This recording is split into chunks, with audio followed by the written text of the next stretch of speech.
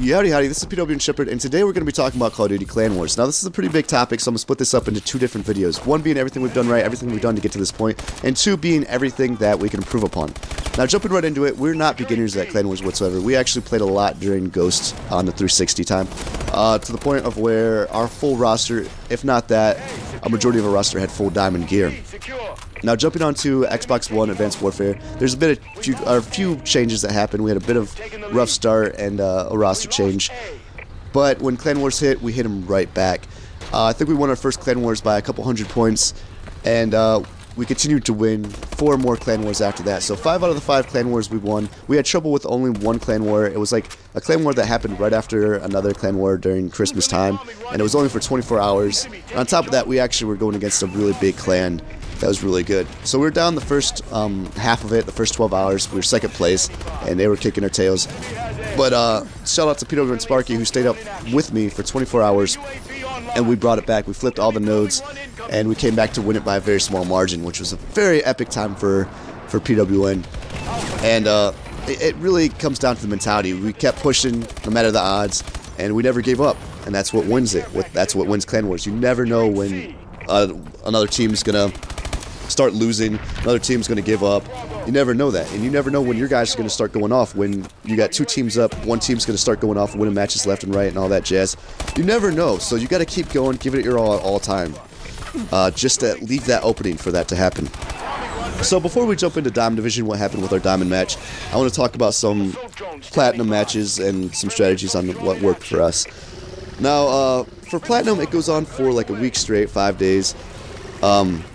And it's 24 hours each of those days, so it really comes down to how active your roster is. You want to have as many people playing as you can. It really doesn't matter if everybody's playing at the same time, as long as you have people playing during that time. And I understand that a lot of people have work, a lot of people have school, so they can't play during, you know, the early hours or later hours, depending on their scheduling. But as long as they're putting wins on when they can, that's all that really matters. And that's what we did for our Clan War. We actually have a split roster between UK and American, so that, let's say the Americans start off at 3 p.m. because Clan War starts off around 2 p.m. usually for Eastern time for me. And let's say we have a bunch of Americans, they just get off school around 3, they're getting off work at 5. We get a couple groups going for that, and we play off until 2 in the morning. Now when 2 in the morning hits, 3 in the morning hits, the UK guys are finally waking up. That's 7 a.m. to 8 a.m. over there, so they're getting up, they're getting groups together, and then they're playing. So they play until, you know, let's say 2, 3 p.m. our time, which is like 8, 9 p.m. their time, and then the Americans pick it right back up after work and school, and then we have a constant circular motion of steamrolling going on. So there's matches going on constantly. We're constantly winning. We're constantly putting defenses up. We're constantly dwindling the enemy's teams, and it works so well that way. You know, it makes it seem like we have unlimited numbers and that we never sleep. We just give the illusion that we have like a non-stop force coming at them, which has worked for us amazingly. We've won 5 out of the 5 Platinum matches, like I said.